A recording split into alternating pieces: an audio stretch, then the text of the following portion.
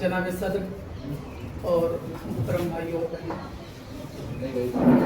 सबसे पहले इस मजलिस के मुंतज़मीन को मुबारकबाद देता हूँ और शुक्रिया अदा करना चाहता हूँ कि एक अहम मौजू के तहत ये मजलिस बुलाई और मेरे लिए भी खुशी और सआदत की बात है कि आपके दरमियान चंद कलिमात बोलने का मौका मिला है।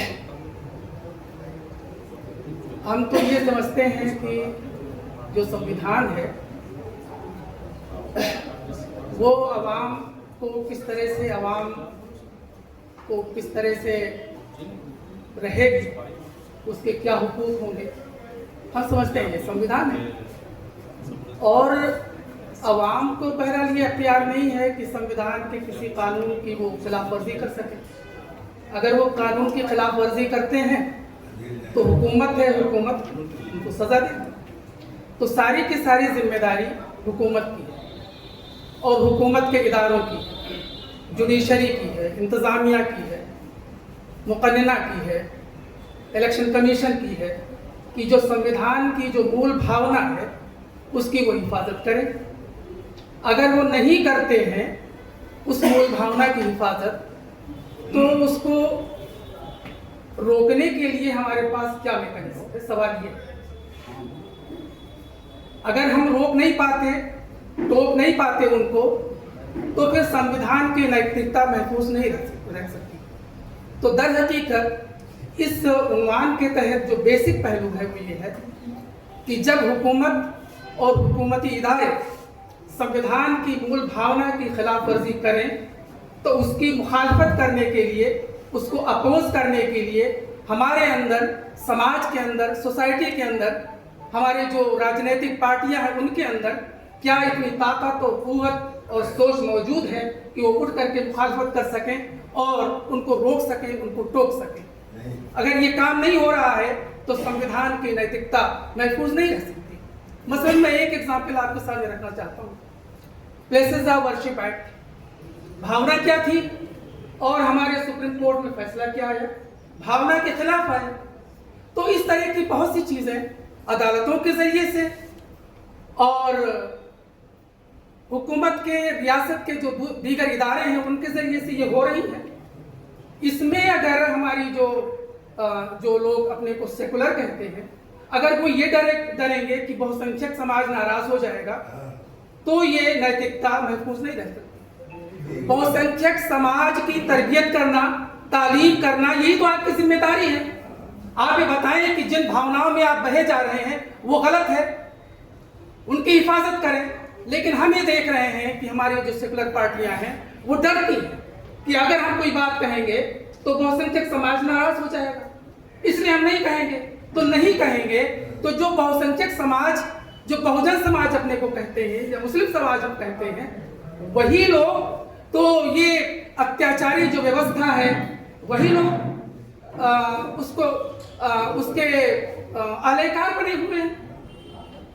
आप अपने समाज की तरबियत नहीं करेंगे, आप अपने समाज को ऑर्गेनाइज नहीं करेंगे, आप अपने समाज को दिशा निर्देश नहीं करेंगे कि इस डर से कि वो समाज, हमारा बहुसंख्यक समाज, हमारा वोटर नाराज हो जाएगा, तो फिर संविधान की नैतिकता महफूज रहने वाली नहीं। एक बात और, यहाँ पर किसी साहब ने कहा था, वो अशराफ अजलाफ की बात आई थी। मैं उनको यकीन दिलाना चाहता हूँ कि रेफरेंसेस में जो इस्लामिक रेफरेंसेस हैं उनमें कहीं भी अशराफ और अजलाफ का तस्करा नहीं। आप जब आप पाएंगे तो जब अंग्रेजों ने यहाँ पर जनगणना की तो उन्होंने अपने तौर पर कैटेगराइज किया कि यहाँ पर भी कुछ जातियां और बिरादरियां लिखी जाए, तो अशराफ और अजलाफ लिख दिया।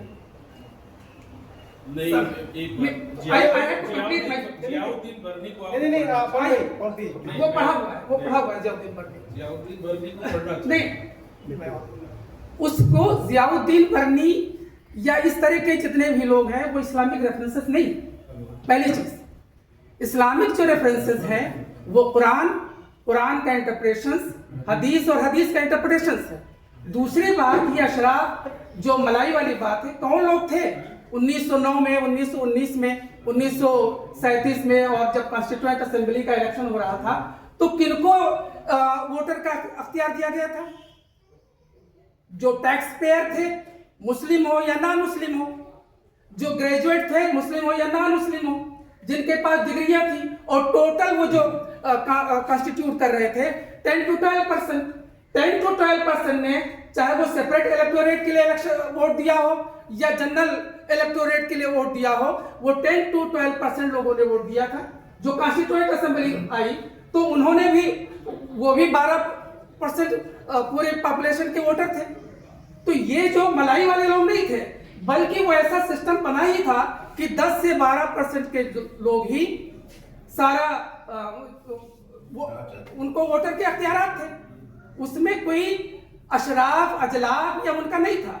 ये मुसलमानों के अलावा भी जो कम्युनिटीज थी, उनमें भी जो टैक्स पेयर्स थे, जो ग्रेजुएट थे, या जो जिनके पास कहीं पर अच्छी जगह पर प्रोफेसर थे या लेक्चरर थे, वो वोट दे रहे थे, उन्हीं को अख्तियार थे। तो यहाँ पर वो फार्मूला वो नहीं अप्लाई होगा जो हमारे किसी भाई ने बात कही है कि नहीं, सिर्फ उन्हीं लोगों को सेपरेट इलेक्टोरेट में दिया।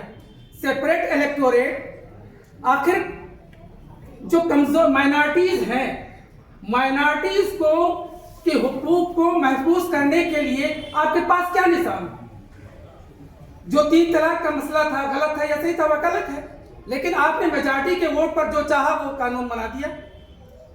इस संविधान के अंदर सेपरेट इलेक्टोरेट का प्रोविजन जो ड्राफ्ट कॉन्स्टिट्यूशन था उसमें मौजूद था, और आखिर में यानी जो draft constitution as it is which is available now, उसमें सेपरेट इलेक्टोरेट का प्रोविजन कॉन्स्टिट्यूएंट असेंबली में पास होकर के मौजूद था। लेकिन जब आखिर में सरदार वल्लभ भाई पटेल लेकर आए रेजोल्यूशन कि नहीं, इसको निकाला जाए क्योंकि बड़ा खतरनाक है और ये जो मुस्लिम कम्युनलिज्म है इससे इसको फरोग होगा। आज सूरत हाल ये है कि सियासी जो रिप्रेजेंटेशन है यूपी का ही बता दीजिए, मुसलमानों का कितना है? आज सेपरेट इलेक्टोरेट तो आप बुरा कहें, कितना है? और जो रिजर्वेशन है अदर कम्युनिटीज को, मैं रिजर्वेशन का जो हमारे SC/ST के लोग हैं उनका मुखालिफ नहीं हूं, लेकिन वो तो बहरहाल किसी न किसी तरह से रिजर्वेशन का ही नतीजा है और ये उनके अख्तियारात का नतीजा है। लेकिन उसमें जो हमारे भाई ने बात कही कि जब आप रिलीजन को उसमें डालते हैं तो ये कौन सी नैतिकता थी कि विद इन 6 मंथ अगस्त 1950 में आप लेकर आ गए प्रेसिडेंशियल ऑर्डर कि नहीं, जो अगर एक बिरादरी अगर मुस्लिम है तो उसको रिजर्वेशन नहीं मिलेगा, वही बिरादरी अगर मुस्लिम नहीं है तो रिजर्वेशन मिलेगा। आप जब बात कहते हैं, यहाँ पर बहुत से कानून बने हैं मुख्तलिफ रियासतों में, कन्वर्जन, एंटी कन्वर्जन बिल, उसमें आप एलोरमेंट और इंड्यूसमेंट की बात करते हैं, लालच की बात करते हैं। लेकिन सुप्रीम कोर्ट में यह बात सुप्रीम कोर्ट के जज के लिए कही जाती है कि अगर आप कन्वर्जन करेंगे, क्रिश्चियनिटी में जाएंगे, मुस्लिम में जाएंगे, तो आपको रिजर्वेशन के फायदे नहीं मिलेंगे, वेदर इट इज नॉट एलोरमेंट। क्या ये लालच देना नहीं है? क्या सुप्रीम कोर्ट के जज साहिबान ने जो बात कही तो एंटी कन्वर्जन बिल की वो मुखालफत नहीं कर रहे हैं? मैं अपनी बात यहीं पर खत्म करता हूँ। वाखिर दावाना अल्हम्दुलिल्लाहि रब्बिल आलमीन।